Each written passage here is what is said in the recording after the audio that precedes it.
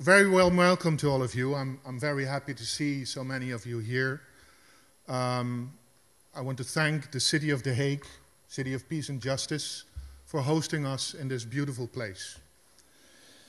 And I'm also very interested to see that so many of you from different walks of life are here. We have representatives from embassies, staff of ministries, media. We have all of you and our distinguished guests of today. I wish you a warm welcome. We're hosting this event for the third year in a row. And I refuse to be wary. I continue to be optimistic. But I think, I also have to repeat how discouraging the situation is. Today, we can say that there is a silent war going on against journalism. That is how bad it is.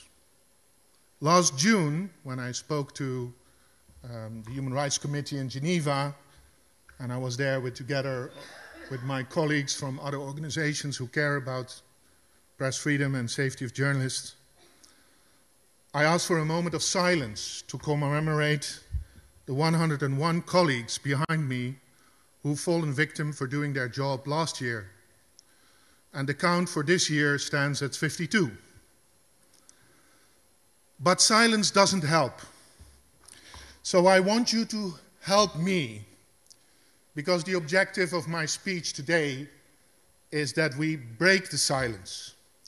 So I encourage you, and I know this is going to be extremely inconvenient, and you're not ready to do this, but I'm asking you to stand up.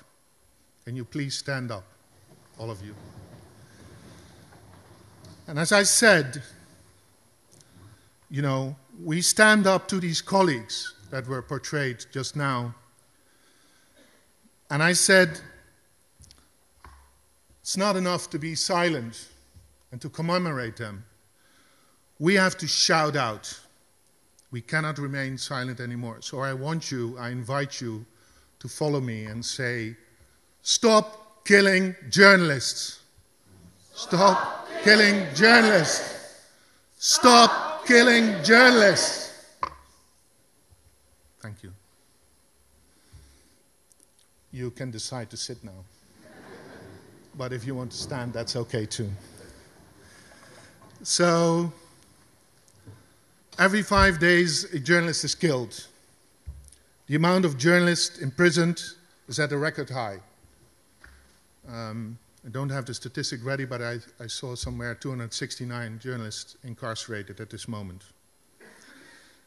Journalists around the world deal with harassment and intimidation on a regular basis. Attacks on media have become the new normal. A new normal in several countries, which traditionally protected press freedom. Look at the Panama Papers. I'm sure that you all heard about the Panama Papers. This investigative journalism project, which I would say is one of the highlights of the last years in terms of quality journalism. An investigative journalism project resulted in 150 official investigations in 79 countries. A remarkable feat of journalism.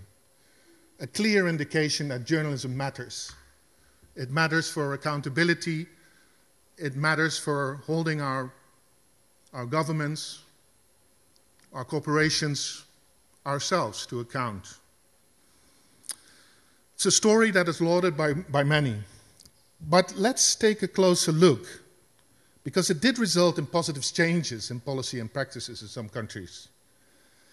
But what happened to the journalists who investigated the Panama Papers? 2 weeks ago, the Maltese journalist Daphne Caruana Galizia was silenced, murdered 2 weeks ago by a car bomb.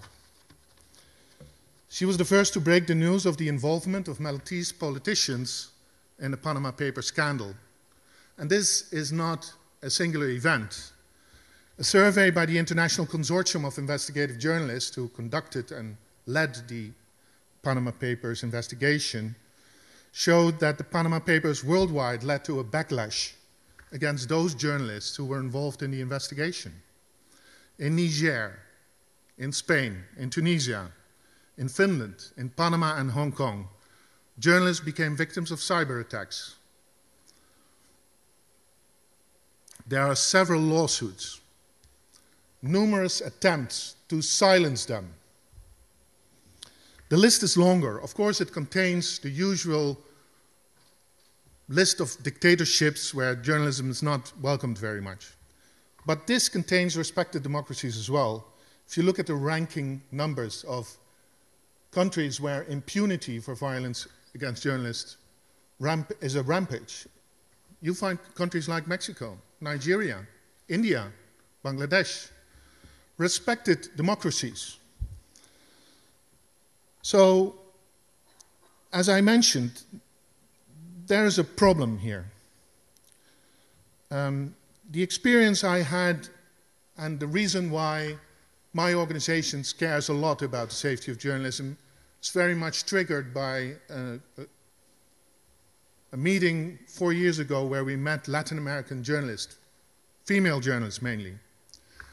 And they were telling me moving stories about how drug cartels would send hoodlums to the primary schools where their children were going to school, holding knives to their throats, saying that this is what happens to your mother if she doesn't stop writing.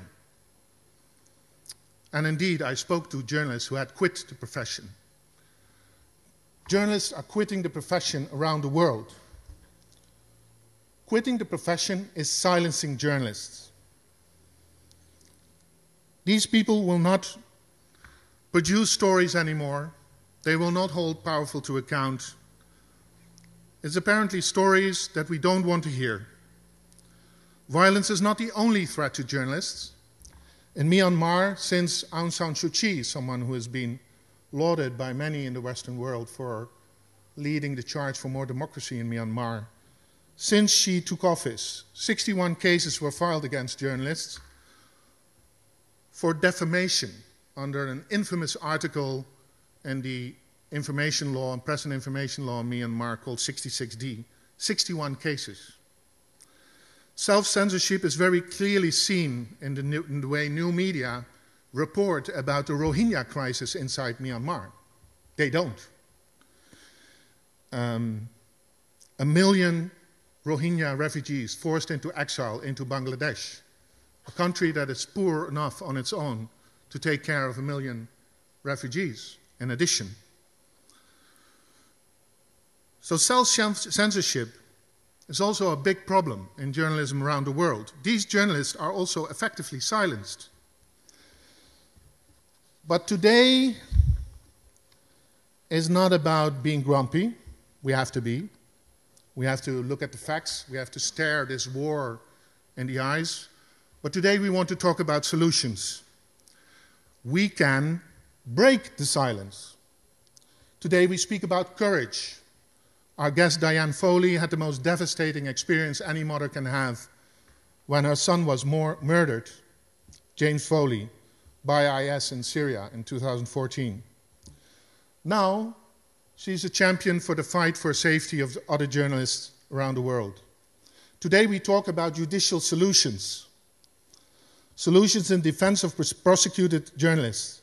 Sometimes regional courts can overturn national problems. Nani Janssen will demonstrate concerning Burkina Faso how that led to results. We talk about building bridges between journalists and police and security forces, reducing the number of journalists that are arrested during protests in the street. And Sasha Rubel from UNESCO will tell us more about their approach in West Africa. We demonstrate how media can counter online threats by practicing investigative journalism. Our guest, Natasha Gutierrez, will explain how news platform Rappler is dealing with online threats in a polarized society today like the Philippines. More than 80 death threats a month coming at Rappler. Let's be courageous, persistent, and deliberate. Stop killing journalists. People deserve to know what independent and professional journalists dig up, even if the powerful don't like these stories to be told. We will exhibit examples where justice was attained for journalists confronted with violence. We were very proud last year that our partner, Freedom Forum from Nepal, who are here today, have effectually managed to lobby their government to address impunity. This year, the killers of journalist Uma Singh, murdered in 2009, were sentenced to life imprisonment, a clear victory against impunity. We thank the Dutch government for their unwavering support to fight impunity and promoting safety of journalism. We're very happy to note that the new government that is addressing Parliament today in its maiden speech has highlighted journalist safety inside the government agreement as an important priority. We think that is important. We're very happy that the government is assisting Maltese prosecutors to find justice for Daphne. A number of investigators are going to work with the Maltese authorities to find out who was responsible for her death. So it's encouraging to know that the Dutch prosecutors insist on a judicial inquiry also of the killing of Jeroen Willems last year. So let's be courageous, persistent, deliberate. For the last 2 days, I've been working with 20 other organizations worldwide to form a coalition to stand up and put an end to the killing of journalists. Only a broad and strong offensive of all means available will continue to, and I will shout this once more time to all of you, will help to stop killing journalists. I wish you all an informative, inspirational, and encouraging Free Press Live 2017. Thank you.